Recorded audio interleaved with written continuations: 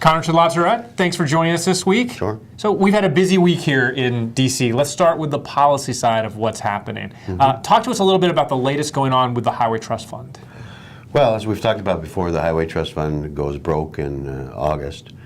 The House is the House Republicans are working on an extension of the highway program that would go from now until next May. And their proposed way to pay for it is to eliminate Saturday mail service, mail delivery, and basically take those savings and apply it to the trust fund, kind of a Rube Goldberg way of approaching things. The Senate, says at this moment in time they hate it, but they are trying to come up with a shorter 6-month extension that would take us past the election, coincidentally. And they're working on funding mechanisms, but at this moment in time they don't quite have their ducks in a row. But, my prediction is that neither the House or the Senate or the administration is going to let the highway program go bust, because it would literally bring to a halt not only important infrastructure projects, but all the people that are working on them. And I don't think they'll let that happen. Are we missing an opportunity here? I mean, all of the discussions that are being taken place are about these short-term extensions. None of them are about kind of the long-term health of the Highway Trust Fund. Are we missing an opportunity to do something to fix this? Well, of course we are, but we've been missing that opportunity now for 10 years. And everybody knew it was going to be a problem. Everybody knows it's a problem. But it takes leadership. It takes leadership from the White House and the House and the Senate. And, it's not rocket science. Somebody has to figure out where the money's going to come from to pay for the improvements to our roads, bridges, pipes in the ground, wastewater treatment plants, a whole host of other things. And there's only so many ways to do it. You can raise the fuel tax. You can find another method like vehicle miles traveled. You can put a toll booth on every mile of interstate highway. You can give the program back to the states.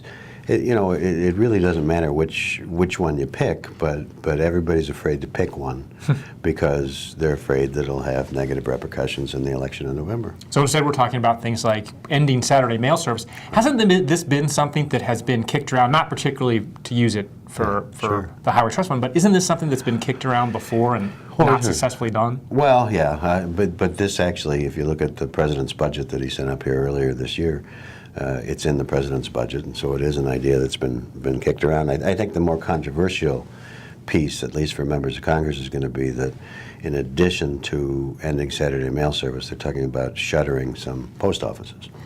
And I can tell you, just anecdotally, way back when the Postal Service said that they were going to close the Fairport Harbor, Ohio post office, it was one of the biggest public meetings I ever had. I mean, every senior citizen was there. Everybody was yelling and screaming.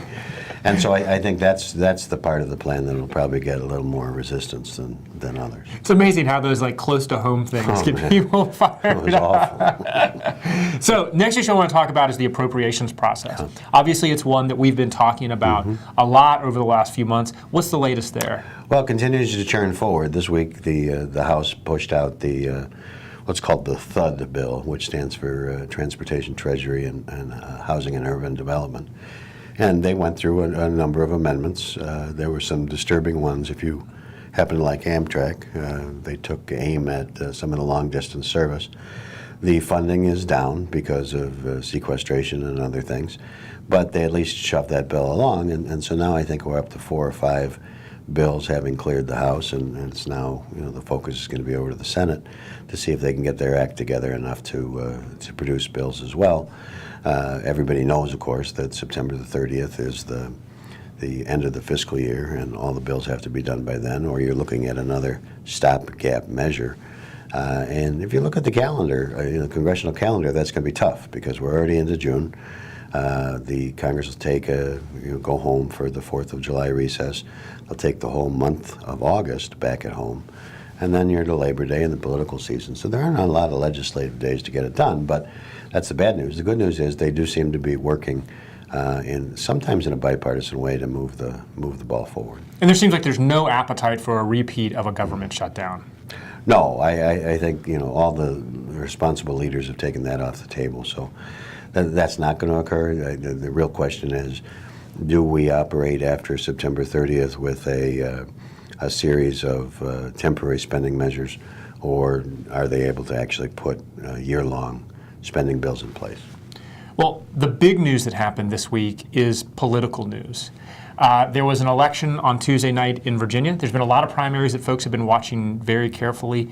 This wasn't one people were watching very carefully beforehand. That's Eric Cantor, the majority leader's primary. It's all everyone's talking about in D.C. now. Talk to us a little bit about what happened there. Well, it's going to be what people are talking about for a long time to come. It's the first time since 1899, which is when the post of majority leader was established, that the majority leader of the House of Representatives has been defeated in a primary election within his or her own party. And the more stunning news that just occurred is that Eric Cantor is resigning as majority leader, and that will set off a series of leadership fights and tussles and everything else that is going to be unprecedented. He's set a date for stepping down of July the 31st, and there's going to be a lot going on. Now, relative to what happened, nobody really saw this coming, but when you're the party leader, you're not home a lot because it's your job to go out and show the flag and raise money for other members who have difficult election challenges. And so as a result, the speaker, the majority leader, the minority leader, they're gone from home all the time. But now that's sometimes dangerous, and it proved to be dangerous here because by not connecting to your district, those are the people that you can't be the majority leader unless you're first a member of Congress. And the numbers that are coming out show that his unpopularity was higher than certainly he ever wanted to be, this professor, the economics professor Bratt, latched on to something that's really a white-hot issue. If you talk to Republican primary voters, the Affordable Care Act and immigration are probably two of the hot-button issues. And he latched on to immigration, said that Leader Cantor was for amnesty, and that doesn't sit well, and certainly didn't sit well in Virginia 7. So the next big question is kind of what happens next. Who are the names that we're going to start hearing about over the next couple of days and weeks who are likely going to move up in House leadership or come into House leadership? Well, we can talk about the usual suspects, and of course the way it used to work is there'd be a natural progression. So you would say the number 3 Republican in the House, Kevin McCarthy, the majority whip today, would be elevated, and they would elect a new majority whip. I don't think that this bunch is going to be satisfied with that, and so, and now the question isn't does McCarthy move up, but I think you also have to ask, do they, say, well, while we're at it, let's go take Boehner out, at the same time. And so you could have an entire new slate of Republican leaders in the House. But the names that are popular and being bandied about, you have Paul Ryan, of course, who was the party's vice presidential candidate. He's demurred at the moment because he's going to be the chairman of the Tax Writing Committee. You have Jeb Hensarling, who's the chairman of Financial Services from Texas. You have Mike Mulvaney of South Carolina, who's a pretty conservative guy. You have Raul Labrador of Idaho. And closer to my home, you have Jim Jordan of Ohio. And then you also have to throw in, there's a group in the House called the Republican Study Committee, and the chair of that, which has about 150 of the Republicans in it, is currently Steve Scalise of Louisiana. So, and there may be some other cats and dogs that pop up. You don't know, but at the moment, they're poised to have a series of meetings soon. I'm sure that tweets and emails and everything else are going about in the Capitol. And one of the cruel realities of being in public life, and certainly in the Congress, is that they don't wait for the body to be cold. They're going to hustle, and people are afraid if I don't secure, your support to become the next majority leader, I'm going to miss that opportunity to the next guy.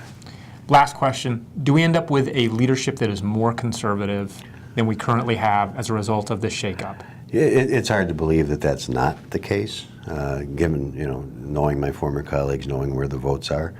But we'll see. I mean, there are there's a core group of 40 or 50 very, very conservative lawmakers in the Republican conference that have been calling a lot of the tunes, but there's still, 200 others, and they have to decide, what direction they want the party to go in. But I would be shocked if there was not some demand that there be greater representation in the leadership for the conservative folks in the House. Well, this is certainly something we're going to be watching closely over the next couple of weeks, and I'm sure we're going to be talking about it here more. Oh, absolutely.